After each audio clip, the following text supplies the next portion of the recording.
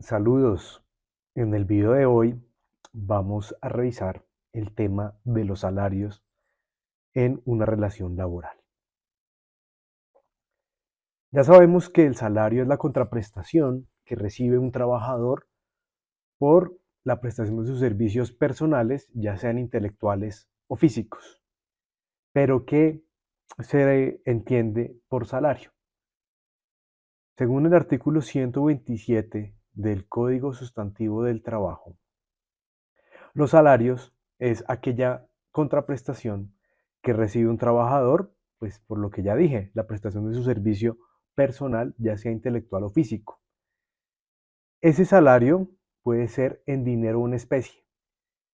Cuando es en dinero, pues todos sabemos que es el dinero, es contante y sonante, mientras que especie es algo que no es dinero, pero que puede traducirse a este, es la equivalencia en dinero, pero en otro tipo de pago. Puede ser algún producto, puede ser algún servicio, pero normalmente el salario se paga en dinero. El artículo 129 establece que en especie pueden ser pagos por alimentación, por habitación, por vestuario, y siempre este tipo de pago en especie debe ser estimado por un perito.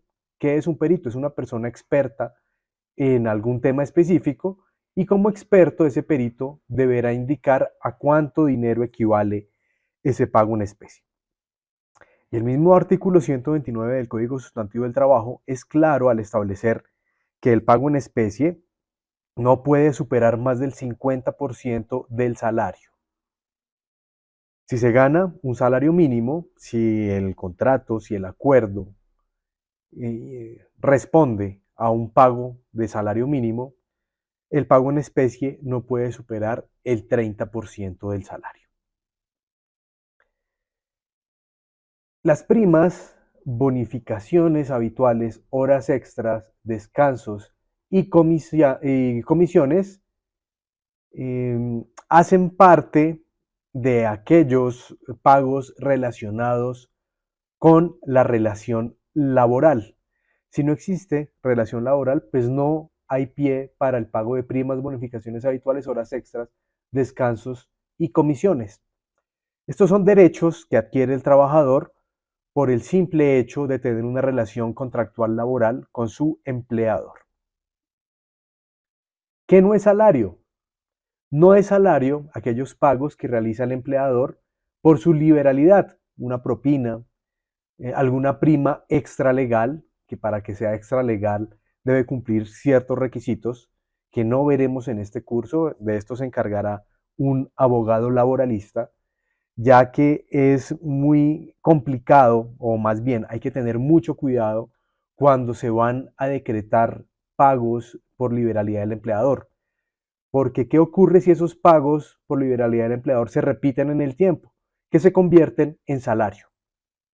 Entonces, si ustedes como empleadores le dan una prima cada mes a sus empleados por cumplir algún tipo de meta, por ejemplo, esa prima, al volverse cotidiana, se convierte en parte del salario. Y pues esto afectará todo lo que dependa del valor del salario. Aportes a salud, aportes a pensión. Cuando se vaya a liquidar el empleado se deberá tener en cuenta también esta prima extralegal.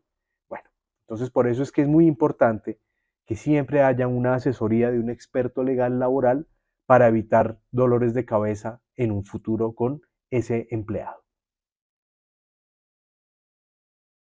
¿Los viáticos harán parte del salario? Esta pregunta es muy recurrente ante los jueces laborales porque existen trabajos en los cuales el empleado debe viajar permanentemente y en ese viaje el empleador le da dinero para su manutención y alojamiento.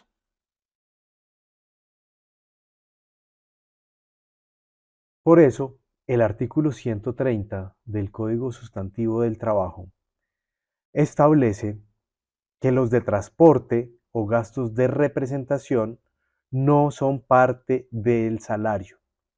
Pero acá debemos ser muy cuidadosos con el tema probatorio, porque para que no sean parte del salario, dichos gastos deben estar a nombre del empleador.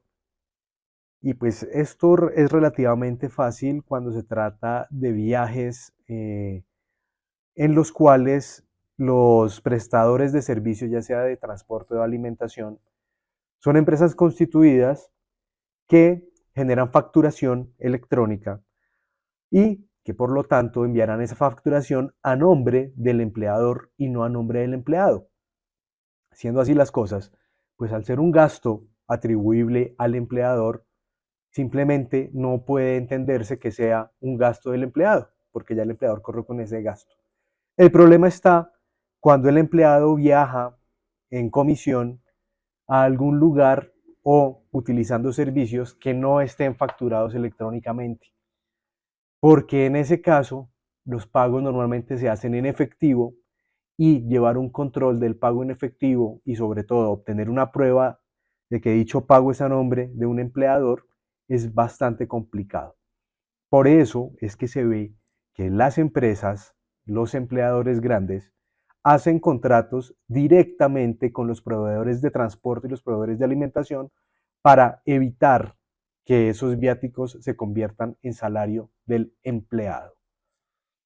En esas facturas, como bien lo establece el Estatuto Tributario, se deben especificar los conceptos que se están facturando, con sus precios, sus cantidades y el impuesto a cargo. Así las cosas, pues la recomendación a todas las personas que tengan empleados que vayan en comisión, que se trasladen, es que como empleadores contraten las empresas que prestan los servicios de transporte y de alimentación directamente y que eviten dar dinero o consignar dinero al empleado por concepto de viáticos, porque ya con esa consignación probablemente el empleado pueda probar que hay una relación entre su viaje y el dinero que le están pagando, convirtiéndose así ese dinero en parte de su salario. Pero también debemos tener en cuenta que hay unos viáticos que son accidentales cuando no se repiten en el tiempo. Si envían en comisión a un empleado que normalmente está en su dependencia, en su oficina o en su planta de producción, en un solo lugar, y por algún hecho, alguna necesidad del negocio es necesario enviarlo en comisión, esos viáticos que consuma ese empleado no hacen parte de su salario, por lo que vimos en la diapositiva anterior. No es repetido, es accidental. Al ser accidental, pues es muy fácil demostrar que solo ocurrió una vez y por lo tanto no hace parte de su salario. ¿Las propinas serán salario? Pues no son salario, porque las propinas no son pagadas por el empleador, son pagadas por las personas que reciben o consumen cierto producto o servicio.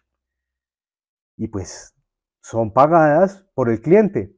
Por lo tanto, si un empleador traslada ese pago del cliente como su obligación de pagar un salario, está contraviniendo la ley. Existen varios casos sonados, como el de un restaurante que queda al norte de Bogotá, en una población cercana, que fue demandado por algunos empleados porque el salario era el pago de sus propinas, de las propinas que pagaban los clientes.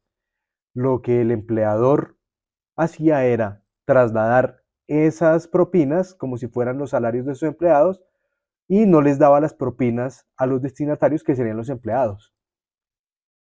Hubo demandas, hubo acuerdos conciliatorios y al final quedó la enseñanza que los restaurantes no pueden trasladar las propinas de los clientes como sus obligaciones como empleadores de pagar los salarios. Es decir, los empleadores deberán pagar el salario acordado en el contrato y aparte el valor recaudado en las propinas.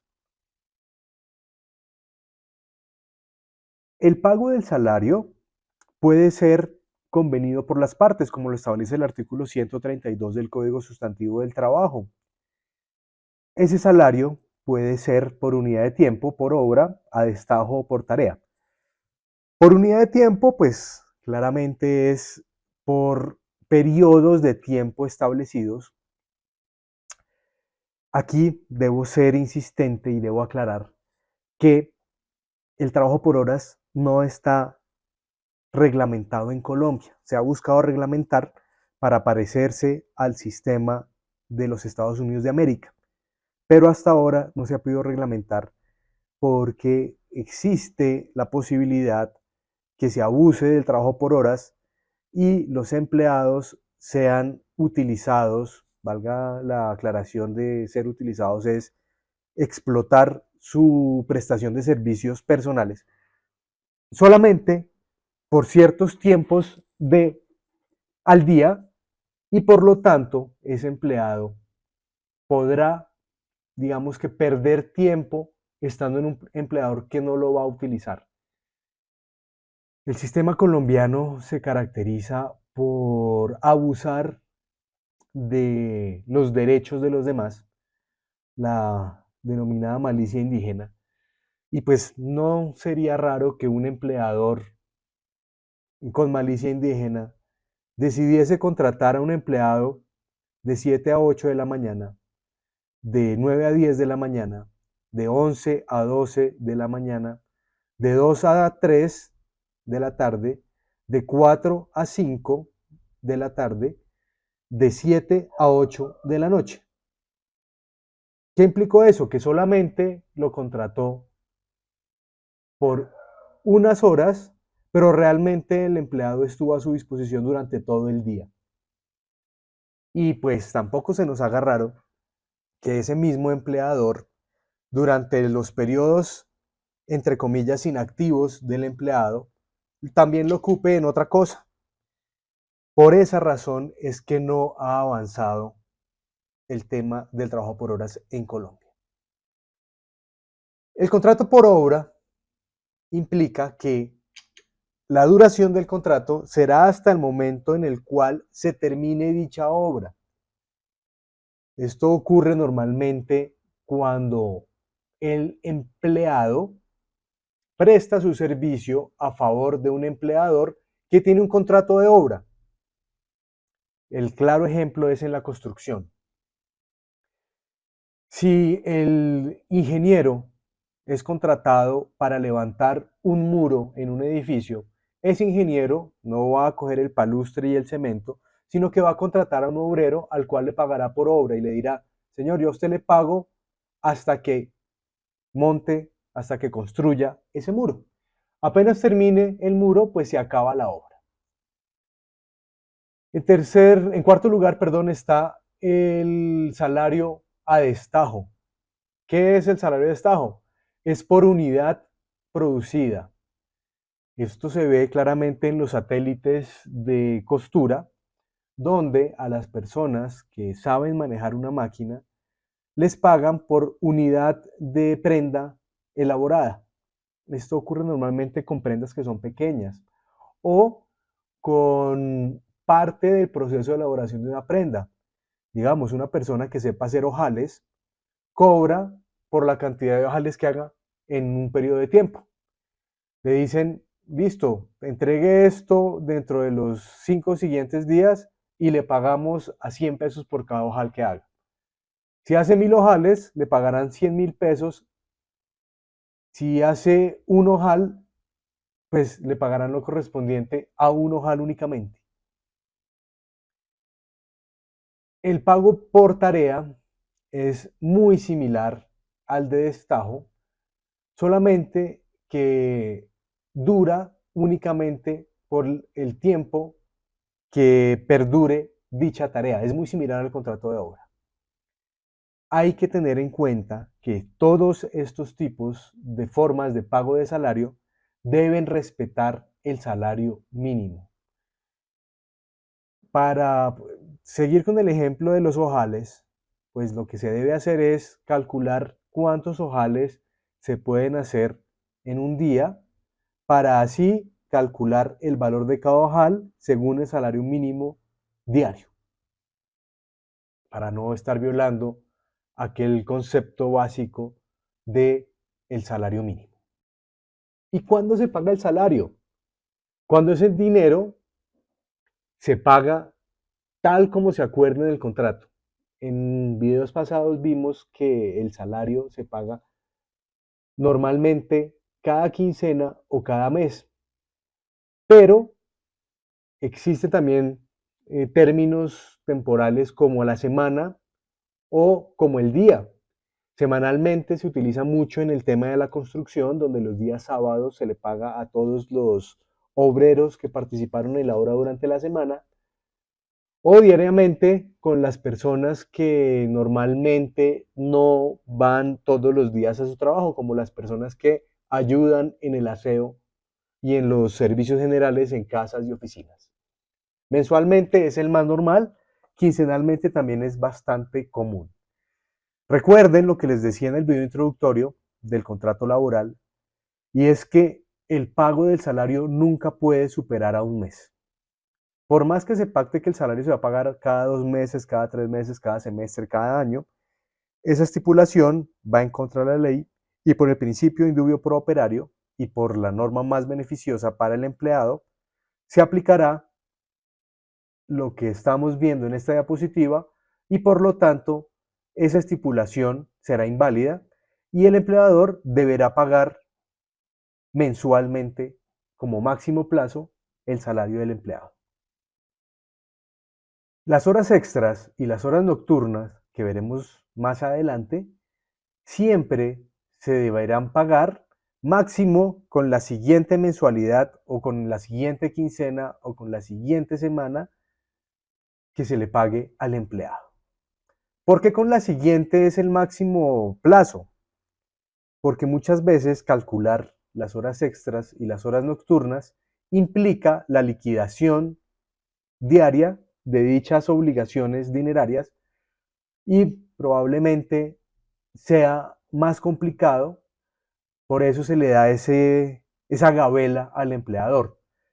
Pero lo que ocurre normalmente es que el empleador calcula horas extras y nocturnas y las paga en la misma quincena que se causaron, en el mismo mes que se causaron, para que el empleado reciba su salario completo en el momento que fue pactado según el contrato.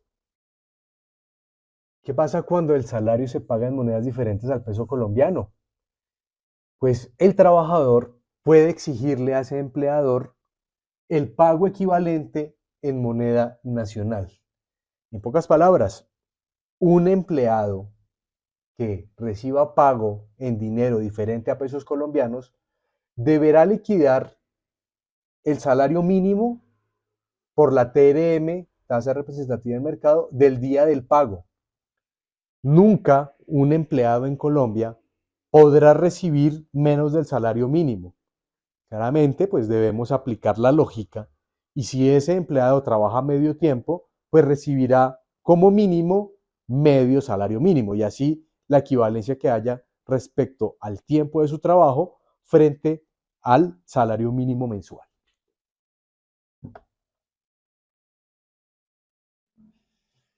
Otra pregunta muy general en el tema de salarios, de las obligaciones del empleador frente al empleado y a la remuneración que le debe.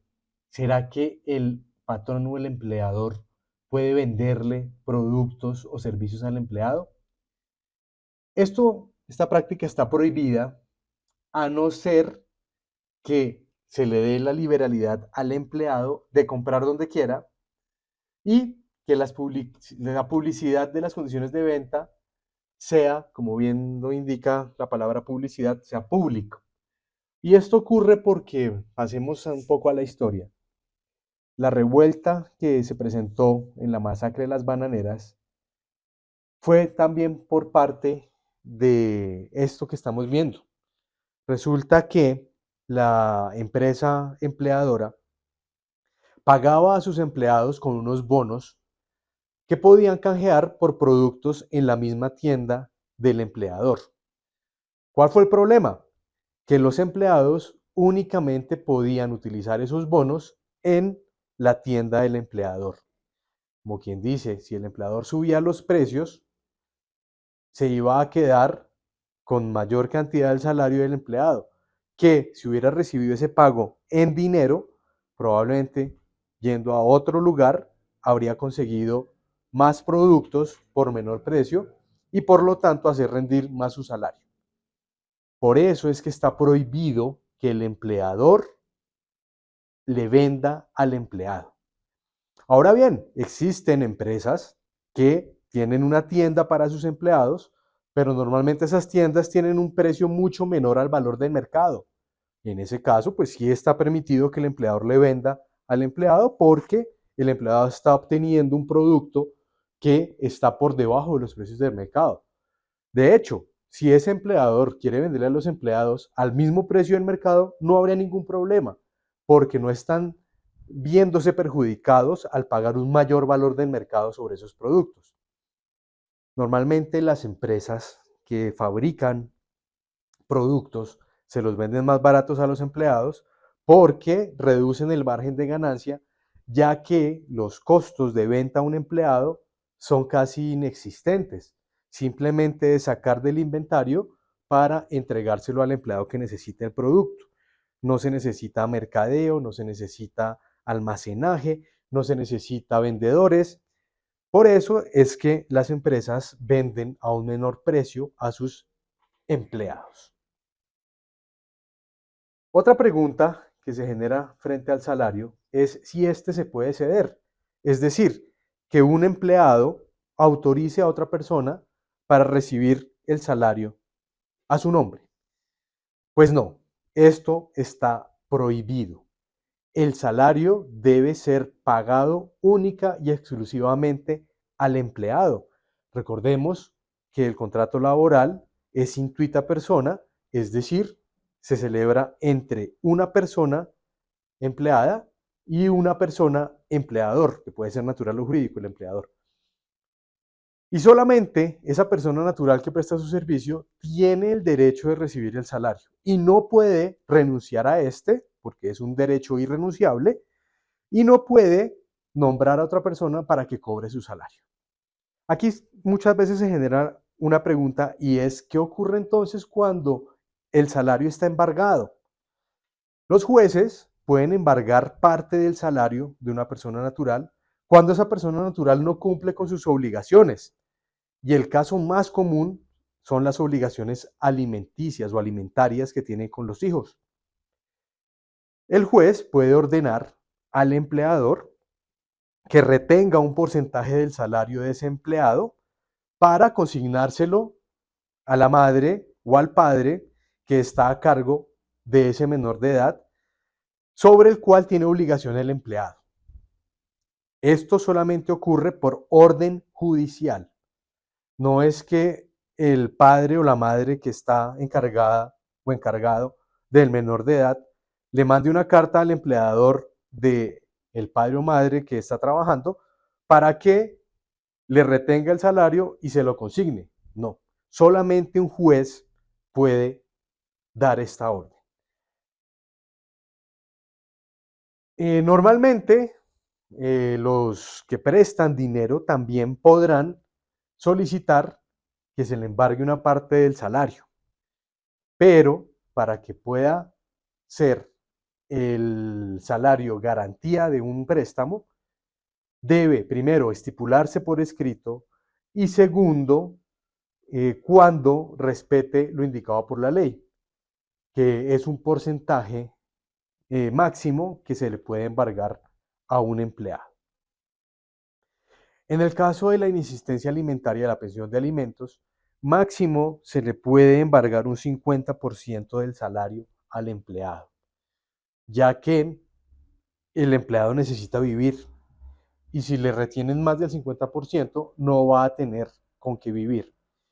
El salario mínimo solamente puede embargarse hasta el 20%. ¿Y qué ocurre cuando no se pacta el salario en el contrato laboral? Pues que deberá acudirse al mercado laboral y revisar cuánto recibe ese empleado o un empleado con las mismas labores en el mercado laboral de la región o del país. Siempre hay unos indicadores de cuánto salario recibe una persona que esté en cierto cargo. No es común que en un contrato laboral no se pacte el salario, pero si llegase a ocurrir, pues será necesario revisar el mercado laboral para así determinar a qué salario tiene derecho ese empleado. Y a lo largo de este curso hemos hablado mucho del término salario mínimo.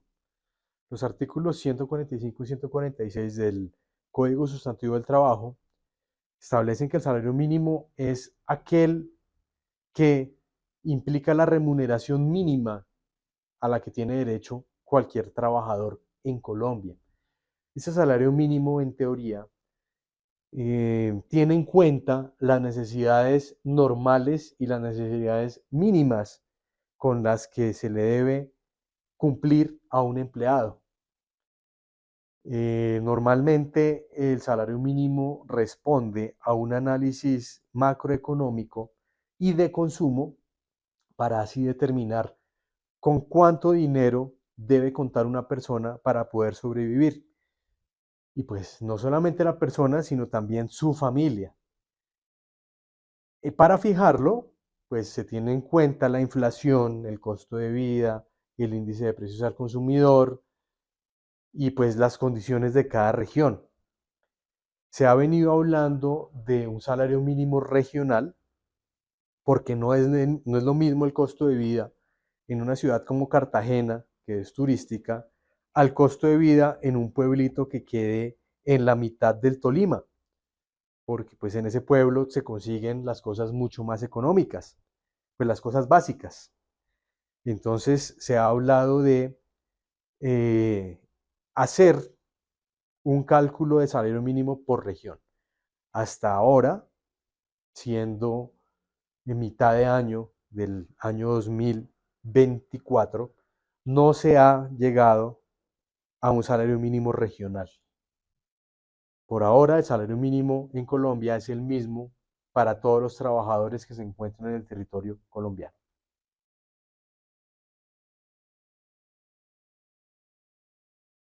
¿Será que de los salarios se pueden hacer descuentos? No todo. El artículo 149 del Código Sustantivo del Trabajo establece que se puede descontar lo que indique el empleado, lo que autorice el empleado, o lo que diga un juez, en el caso, por ejemplo, de las cuotas alimenticias. Sí se puede descontar las cuotas sindicales de cooperativas y cajas de ahorro, siempre y cuando el empleado lo autorice por escrito. Las cuotas destinadas al seguro social obligatorio, porque pues es un pago que debe hacer el empleado por tener su seguridad social. Las sanciones disciplinarias impuestas según lo que indique el reglamento interno de trabajo, que será un tema que veremos al final de estos videos. Y los préstamos, anticipos y deducciones aprobados por el empleador y de los cuales el empleado asuma su responsabilidad. Por ejemplo, el empleador le presta 10 millones al empleado y el empleado en el documento a través del cual hacen el préstamo autoriza a que le descuenten por nómina. Esto se llaman préstamos por nómina.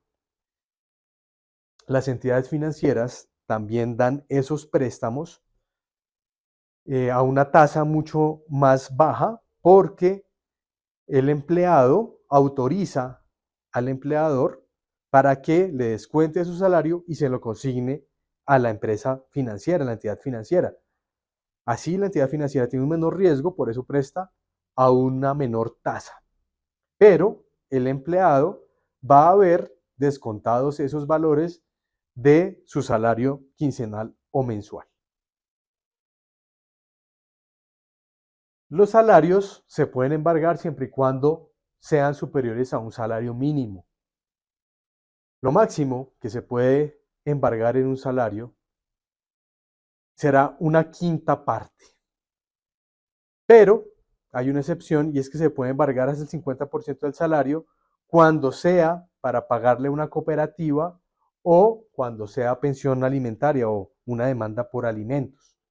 ¿Por qué una cooperativa? Porque normalmente las cooperativas son organizaciones en las cuales se organizan, valga la redundancia, trabajadores donde reúnen una cuota y con dichos recursos desarrollan algún tipo de negocio, ya sea financiero, ya sea productivo.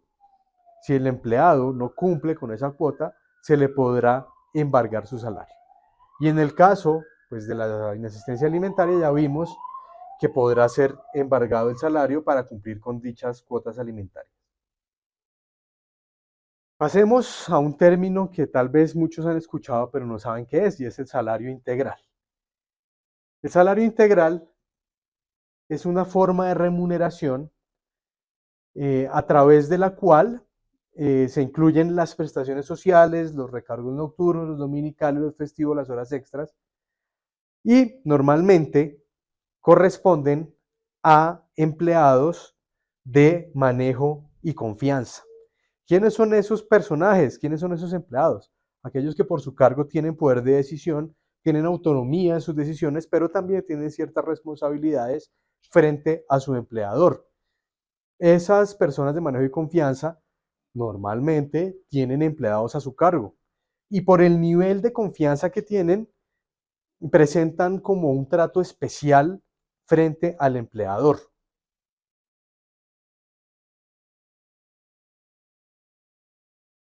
Que para el año 2024 asciende a 16.900.000 pesos. Aquí debo hacer un paréntesis muy importante, y es que ocurre que a muchas personas les dicen que les van a pagar un salario integral, es decir, donde no le van a reconocer ni horas extra ni nocturnas, pero resulta que el salario es inferior a 16.900.000 pesos. Ese salario puede que se denomine integral, pero no lo es. Para que sea integral, debe responder para el 2024 a la suma de 16.900.000 pesos. Esto está establecido en el artículo 132 del Código Sustantivo del Trabajo, donde establece que ningún salario integral puede ser inferior a 10 salarios mínimos legales mensuales, más el factor prestacional correspondiente, que no podrá ser inferior al 30% de esos 10 salarios mínimos mensuales legales vigentes. Por lo tanto, si un empleado es, digámoslo, timado, cuando el empleador le dice es que usted va a recibir un salario integral, por eso no le liquidamos nocturnas ni extras, le están mintiendo si no le pagan más de 10 salarios mínimos mensualmente. Entonces, ¿cuál es la ventaja de tener salario integral? Pues que es una suma bastante considerable, pero el empleado que quiera el salario mínimo integral deberá saber que ese salario mínimo también contiene la carga prestacional. Más adelante en otro video les explicaré qué es esto de la carga prestacional. Ese salario integral pues se fijará cada año según lo establecido en el artículo 132, y es teniendo en cuenta los 10 salarios mínimos más el 30% como factor prestacional. Entonces cada año, como se va actualizando el salario mínimo el 1 de enero de cada año, se estará actualizando el 1 de enero el salario integral. En la columna de la derecha podrán ver el histórico de salarios integrales desde el año 2015 hasta el 2024. ¿Qué pasa si la empresa paga primas extralegales? Esas primas extralegales deberán integrarse en el salario integral, es decir, deberá aumentarse el salario integral que le paga al empleado, deberá sumarse esa prima extralegal. ¿Y qué se incluye en el salario integral? Pues el salario en sí, que es la contraprestación por el trabajo o servicio que está prestando el empleado. La prima normal, las primas normales que se pagan por el empleador, el auxilio de las cesantías, las horas extras, los recargos nocturnos, dominicales y festivos, y las primas extralegales. Una persona que devenga el salario integral no va a ser susceptible de liquidación mensual de su salario, porque ya se sabe cuánto se gana. Normalmente, el salario integral es para empleados que tienen unos cargos de manejo y control, como ya les había dicho. Los gerentes, ellos van a trabajar casi que todos los días de la semana y por ir un sábado o un domingo no pueden cobrar más, aun siendo días no laborales. Como tienen un salario integral, no pueden aspirar a que les paguen esas horas extras, dominicales, nocturnos, etc. ¿Por qué? Porque eso ya está incluido en su salario. Pero si es una persona a la que le han timado y le han dicho que tiene salario integral y por eso no le deben liquidar las horas extras dominicales, festivos y nocturnos, y no le pagan el salario integral, sino que le pagan mucho menos, simplemente ese empleado podrá demandar al empleador porque no le está liquidando las horas extras, los dominicales y los nocturnos.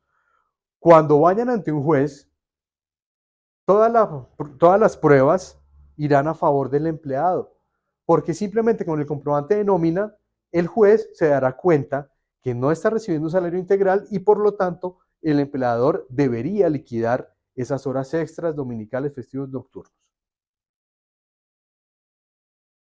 Pero en el salario integral no están incluidas todas las obligaciones que tiene el empleador.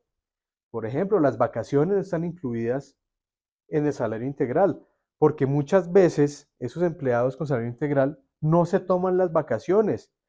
Y cuando lleguemos al video de prestaciones sociales, ahí veremos cómo funciona el tema de las vacaciones, que si pasan ciertos periodos se pueden cobrar, se pueden transformar en dinero. Bueno, eso lo veremos cuando lleguemos al video de las vacaciones.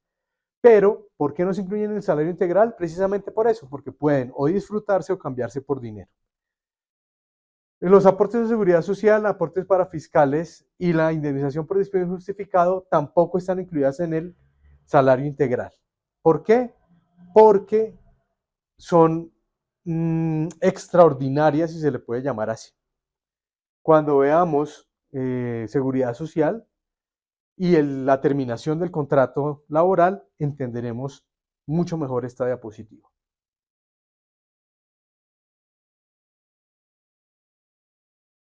¿Será que el salario integral se puede pactar por menos de lo indicado por la ley? Pues ya les he dicho en estas últimas dos diapositivas que no se puede.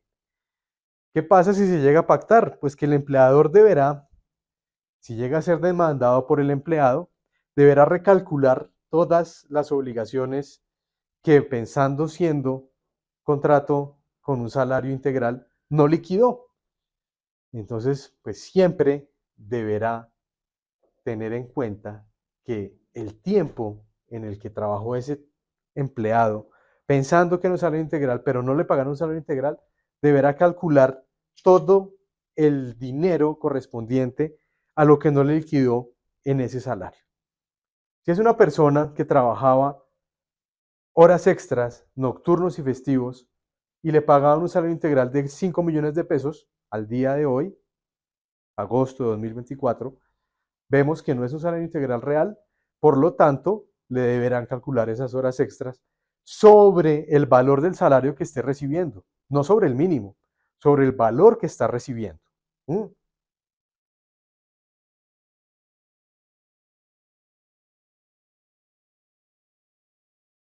¿Qué pasa si un empleado no recibe la actualización de su salario integral al año siguiente?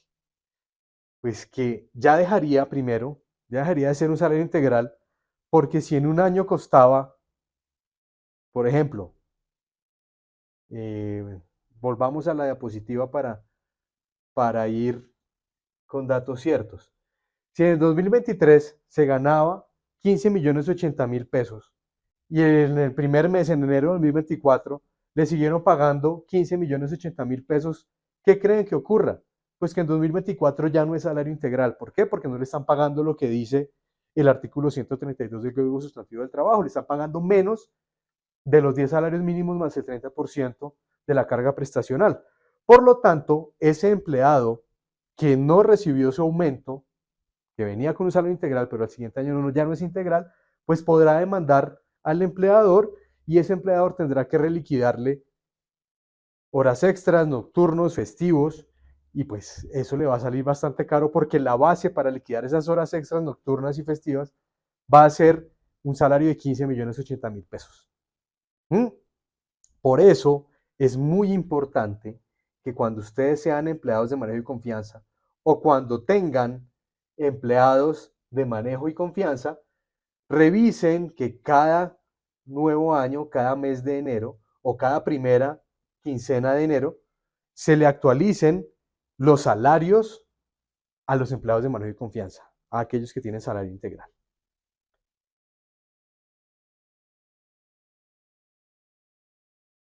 ¿Será que un contrato de medio tiempo puede tener un salario integral? Pues claramente sí, pero pues deberá corresponder a medio salario integral, porque es medio tiempo. Muy importante, hay una sentencia del 5 de septiembre de 2018, con ponencia del magistrado Jorge Mauricio Burgos Ruiz, donde se estableció que sí puede haber salario integral por medio tiempo, pero debe liquidarse a la mitad de lo que se liquide un salario integral completo. Las vacaciones. Vamos a hacer una pequeña introducción al tema de vacaciones. Y es que el trabajador, perdón, mantiene su derecho a las vacaciones remuneradas. ¿Y qué es eso de las vacaciones remuneradas? No es que el empleador le pague los tiquetes de avión, el hotel, la alimentación en las vacaciones del empleado. No. Es que el trabajador, aún estando de vacaciones, momento en el que no va a asistir a su trabajo, va a recibir un salario. Si el empleado se retira a tomar sus vacaciones y esas vacaciones implican todo un mes, ese empleado va a recibir su salario común y corriente porque está disfrutando de vacaciones. Aquí traigo a colación un caso que ocurrió hace poco y fue que un muchacho que empezó a trabajar en una agencia de publicidad se fue de vacaciones, a disfrutar de sus vacaciones, ya ha cumplido el año, pidió sus vacaciones. Este muchacho se fue a un viaje a una ciudad costera, se quedó en un hostal, estuvo disfrutando sus vacaciones allá, comía en restaurantes no tan costosos, se fue en una promoción de un vuelo barato y cuando regresó a su trabajo le llevó las facturas del hostal, del viaje, de los restaurantes, se lo llevó al empleador y le dijo, venga jefe, aquí están los soportes de mis gastos para que por favor me los restituyan, para que me los paguen. El empleador recibió los documentos y pues quedó como fuera de lugar y le preguntó al empleado por qué le daba los recibos de las vacaciones. Pues lo que dijo este muchacho fue que a él le habían dicho que las vacaciones eran pagas y por lo tanto le llevaba los comprobantes de todos los pagos que había tenido en sus vacaciones para que el empleador, el jefe, se los pagara. Este muchacho no pasó por este curso. ¿Por qué? Las vacaciones pagas es que sigue recibiendo su sueldo, no que el jefe le va a pagar las vacaciones.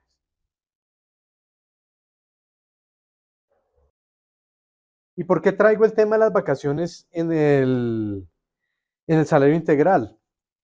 Porque en el salario integral se calcula también lo correspondiente a las vacaciones y hacen parte de la base prestacional del salario integral, es decir, hacen parte de ese 30% del cual les hablé en la diapositiva anterior. Como les dije, más adelante en otro video veremos a profundidad el tema de las vacaciones. ¿Cómo se liquidan los aportes de seguridad social en el salario integral? Siempre van a calcularse sobre el 70% del salario integral, porque el otro 30%, ¿qué son? Pues las prestaciones sociales, por lo tanto, pues no es ingreso para el empleado, son prestaciones que se le pagan a terceros. Aquí, en esta diapositiva, vemos un poco cómo se calcula la seguridad social en un salario integral. ¿Cómo se hacen los aportes para fiscales? Resulta que el artículo 18 de la Ley 50 de 1990 establece que el salario integral debe hacer aportes para fiscales.